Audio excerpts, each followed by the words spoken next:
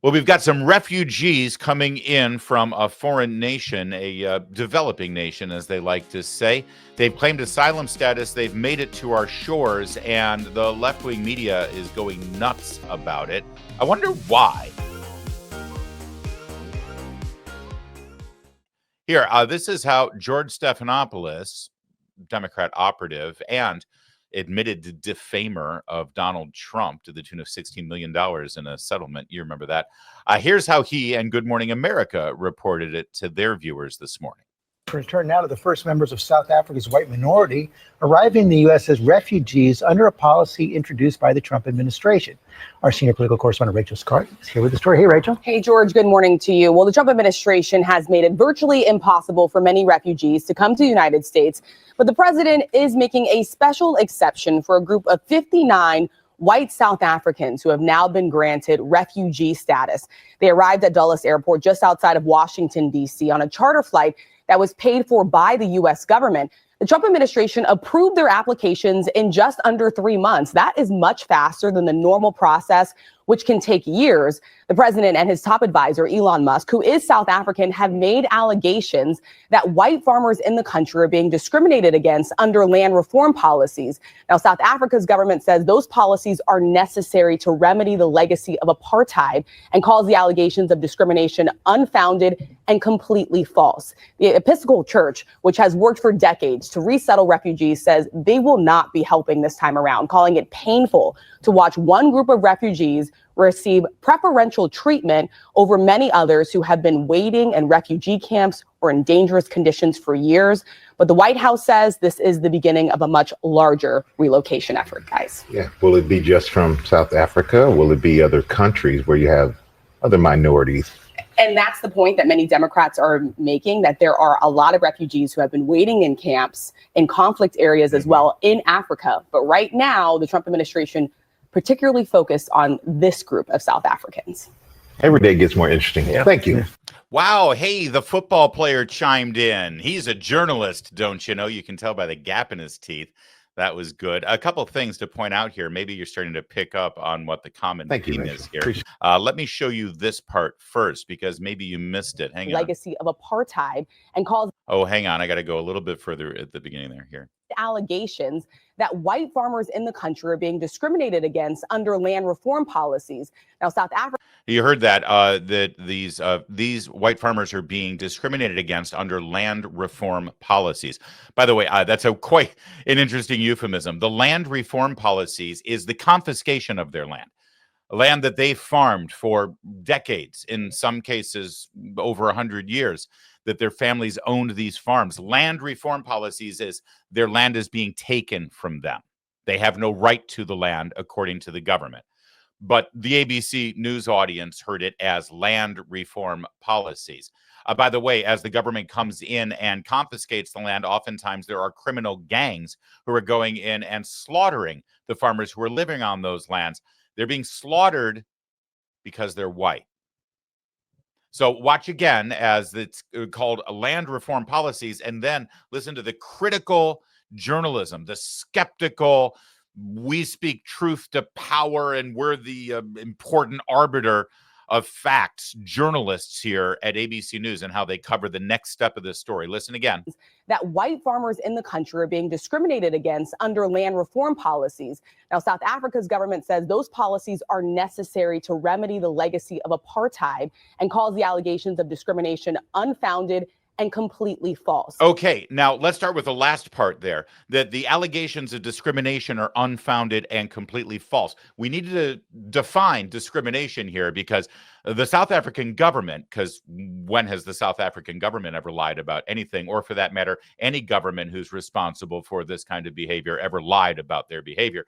The South African government is saying that the policy that targets white landowners and takes their land away from them because they are white, they're saying that that policy is not discriminatory. So to make sense of this story, if you're an ABC News reporter, I guess we have to define what discrimination means. Because they're losing their land because of their skin color. And then I don't know if you heard it or not, but the ABC News journalists, you know, the ones who speak truth to power, the fourth estate, the people that we need to hold governments accountable, they just basically said, hey, the South African government said they're not doing anything wrong. And that was it. And I don't know if you know a lot about the world stage and the international arena. Clearly, the reporters at ABC News don't either. So let me just feed you a little bit of, common knowledge. The South African government is one of the most corrupt on the planet. And South Africa is one of the most dangerous countries in the planet, especially if you're a white farmer. They are, in fact, getting murdered. Now, before we go any further in this story, let's remind you, as you already know since you watched this program, that the United States government has a very clear set of criteria. They're called laws about what makes you eligible for refugee status. It's right here at usa.gov.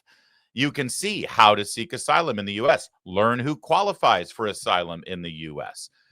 To be eligible for asylum, you have to be in the United States. You have to be able to demonstrate that you were persecuted or have a fear of persecution in your home country due to your race, religion, nationality, social group, or political opinion.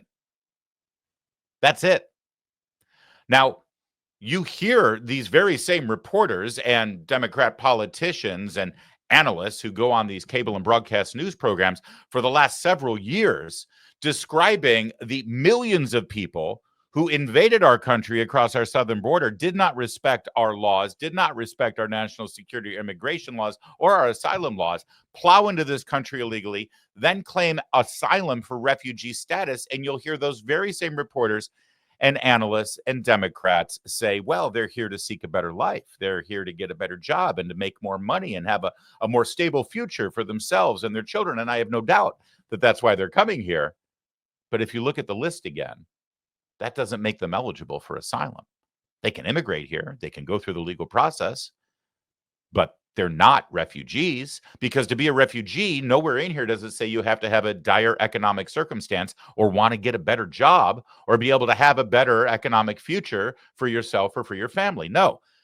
The only way you get refugee status to plead for asylum in America is if you can demonstrate that you've been persecuted or have fear of persecution in your country due to race, religion, nationality, social group, or political opinion. And that is exactly what these refugees who have just been granted asylum can claim in South Africa. Oh, one other thing they've done. Instead of plowing into our country illegally and crossing our border and demanding asylum, they actually applied for asylum status and refugee status in their home country and waited for that petition to be approved. Unlike, the MS-13 gang members and the Tren de Aragua gang members from Venezuela and all of the other criminals who have been entering this country unabated without any questions asked for the last several years of our lives. All right, so we're up to speed on refugee status and who really deserves it and who doesn't. Good, because now you have to see how many reports that we've seen in the last 12 hours about this story, this group in particular, the ones who, beyond a shadow of a doubt, have every legal right to claim asylum status. Now, I'm not saying they're going to get it. Judge might determine that they don't get it. That's the process. But to claim asylum status and get refugee status in America, they check the box. So here's how MSNBC reported it.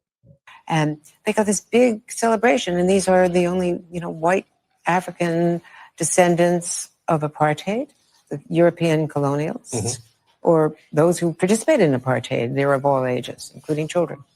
South Africa says that the allegations about persecution of these people, the allegations are false, according to the South Africans. There you go. And that's all you need. You see, the South African government says these allegations are false. So, we can take that to the bank. But do you notice how obsessed they are with the race of these individuals? Also, you heard Andrea Mitchell just say that these are descendants of or people themselves who participated in apartheid. It's a very interesting allegation. It's like saying that they participated in it just because they happened to live in South Africa and they were white. It makes it sound like they were part of the government, that they were part of the oppression. And some of them may be, or maybe their descendants were, but we don't know that. All we know is that they happen to live in that country under that system. For all we know, these could be righteous white Afrikaners who actually protested against apartheid and voted for Nelson Mandela. We don't know that. Neither does Andrea Mitchell. But just because they're white, they are guilty of apartheid. They are guilty, or they are guilty of their parents' or their grandparents' participation in apartheid. Therefore, number one, I guess they deserve to be discriminated against in South Africa, if you listen to Andrea Mitchell. I mean, I guess that's the conclusion they're reaching. Let's see how CNN's reporting it. The South African president says people arriving in the U.S. today do not fit the definition of refugees, and that what Trump has been told about their persecution is false. And they keep reporting what the South African government says completely uncritically, without any kind of check, without any caveat, without any reporting for that matter. South Africa says that they're not doing what Trump claims they're doing, and that's the end of this report. Let's move on. I don't know what that is, but it sure ain't journalism. Back to MSNBC, Yamit Shalcinder. The Trump administration, they're saying that essentially these white South Africans assimilate better, and they're also not as much of a security risk. That's really causing a lot of people to be appalled, frankly. And I also should tell people that this violence that they're talking about that are dealing with these Afrikaners, I've been hearing from people that say there is violence in South Africa, but it's affecting everybody of every single race. Yeah, I've been hearing that. That's some interesting reporting. Why don't you actually, find out the truth? Because there are a lot of reports of these farmers who are being slaughtered. A lot of them. In fact, you'll see in a moment or two, one of these reporters actually kind of concedes that, but it's sort of nauseating the way they do. And this whole idea that they're not criminals and they're patriotic and they're going to blend in. Well, the scene at the airport when they were welcomed here as refugees sort of suggests that that's the truth. See, they don't look like they're a threat, do they? What with all the waving of the American flag? It's like all the other refugees that come into this country illegally over the last several years as they storm our gates. They continue to fly their own flag. Have you noticed that? They're waving that, and they usually don't come in, just sort of all wholesome and happy as family units like this. It all seems to be military-aged males who are coming in. If there are children, it's because a drug trafficker has strapped some sort of fentanyl-laced drug to their bodies as they enter the country. They're waving the American flag and they're happy to be here. And let me say something else about these refugees. They would rather be home. They would rather stay there in South Africa. The only reason that they're fleeing here and seeking asylum is because they literally fear for their lives because of their race, which, again, I remind you, is criteria for refugee status here in America.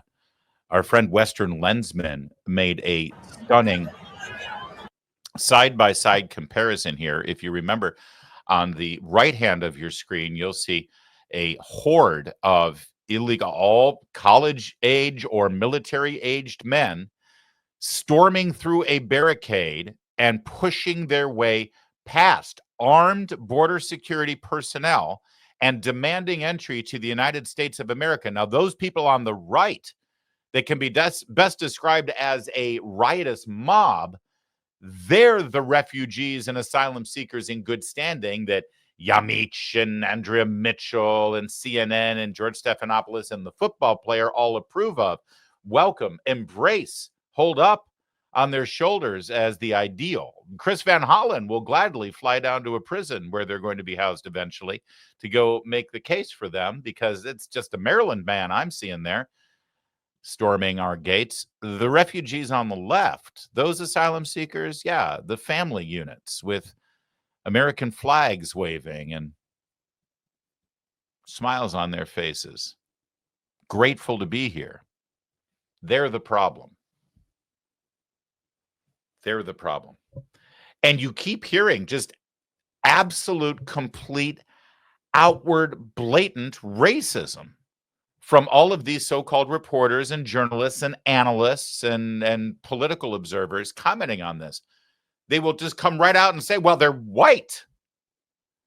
These people are being treated this way because they're white. And by doing it, they're trying to blame Donald Trump as being a racist. They're trying to accuse him of being a racist fascist, but they're really just revealing their own racism.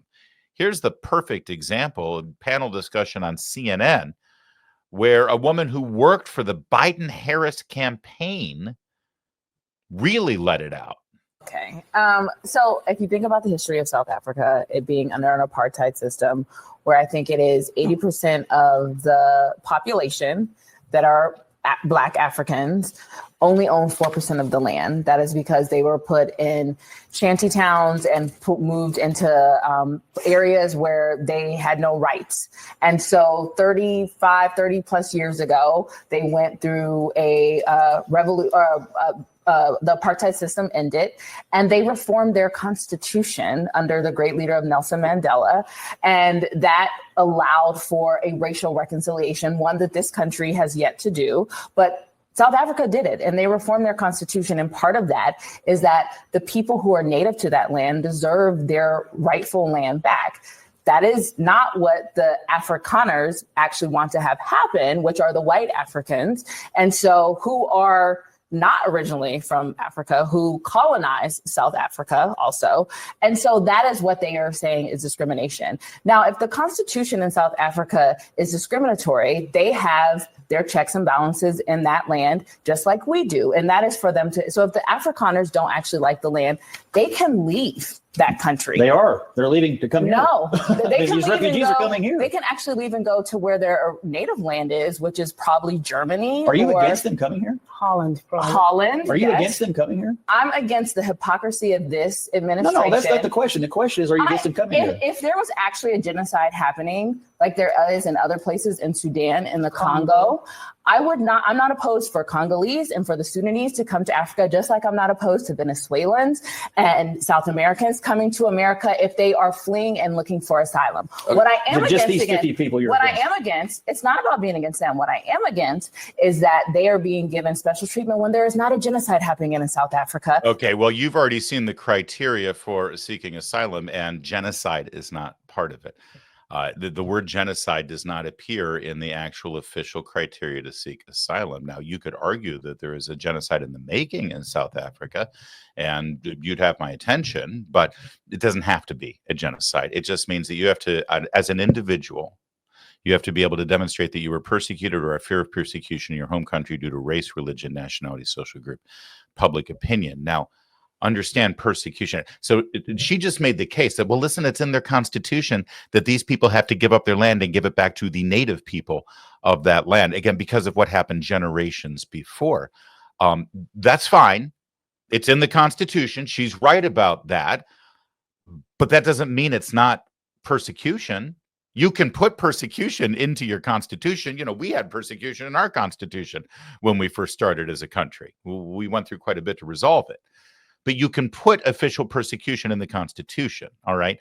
So when she says, well, listen, it's in the Constitution, there's nothing we can do about it. Well, no. If a government actually institutes systemic persecution in their Constitution or in their laws that will then make an individual fear that they're being persecuted for fear of their race, religion, national, social group, they're allowed to come here as asylum seekers. The hypocrisy is there, but it's in the mirror for this woman. Also, I'm not sure if you heard what she had to say here. Let's just play it back real fast. Do, and that is for them to, so if the Afrikaners don't actually like the land, they can leave that country. They are. They're leaving to come here. No, they can these refugees are coming here. They can actually leave and go to where their native land is, which is probably Germany. Now, let's just play this out for a minute. Let's imagine that these, and I just want to point out again, she was a member of the Biden-Harris campaign, this very smart analyst, this fabulous liberal.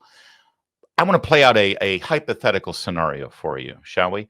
Let's say Scott Jennings and this very same woman, this I should probably refer to her by name. It's Ashley Allison, former Obama senior policy advisor as well. There's a poker tell.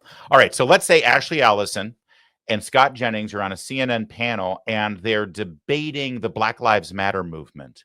Or let's say a protest that turned into a riot after a police officer was involved in a shooting of a black man engaged in a crime. And suddenly we saw unrest in the streets and we saw protests that turned into riots.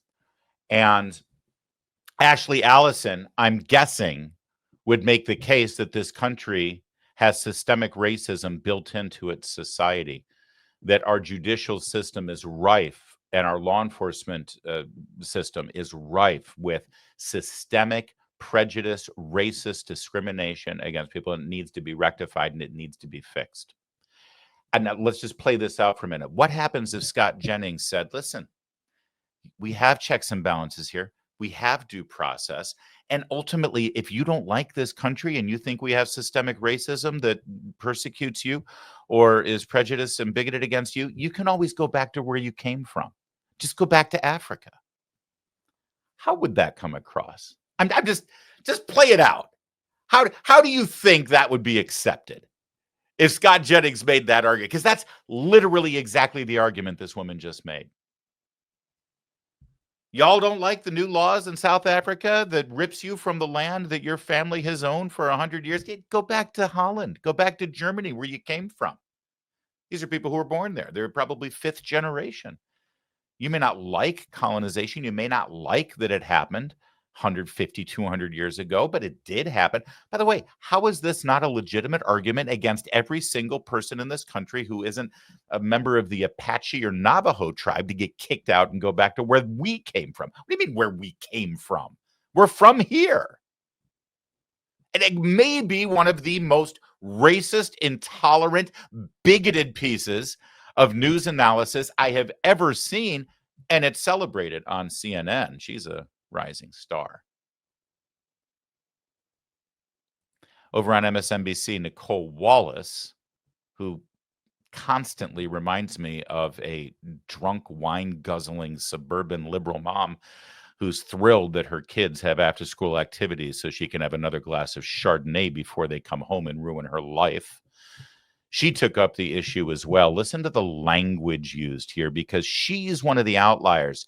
She's one of the only ones who actually conceded that, yeah, sure, there have been some people who have been slaughtered and their bodies have been desecrated. You could use the word massacre, I suppose, but it's not that big a deal, is basically what Nicolle Wallace said. Halted refugee admission in America for people fleeing war and famine in places like Sudan and the Democratic Republic of Congo. Back with Rick, Mark, and Eddie. Rick Stengel. Yes, it's so deeply and morally wrong-headed and repulsive. These are the descendants of the people who created the most diabolical system of white supremacy in human history, apartheid. They're not. I'm sorry. I'm going to have to stop you right there. Because if you're going to use the words, the most diabolical system of white supremacy in history, you might have to mention our buddy Adolf and the Third Reich. I love that people like this are passed off as intellectuals. Don't tell me he's a historian. I'm not making a case for apartheid. Apartheid was awful. It was terrible. I'm glad that it's gone. I'm glad that America was on the right side of history there and leading the world against the South African government at the time. But don't tell me that it is the most diabolical system of white supremacy in history, because history is a lot longer than the last 30 years. All right. Sorry for interrupting. Go back to, he has smart guy glasses on, so you know he's smarter than you. Not directly responsible for it, but it was a system that actually moved Black people off of the arable land. So they inherited the land that the Black people had to give up. It was called forced removal. It was something called a Bantustan policy, where they moved Black people out of the cities and farmlands into these remote areas with non-arable land. I mean, it was just one of the most worst processes ever.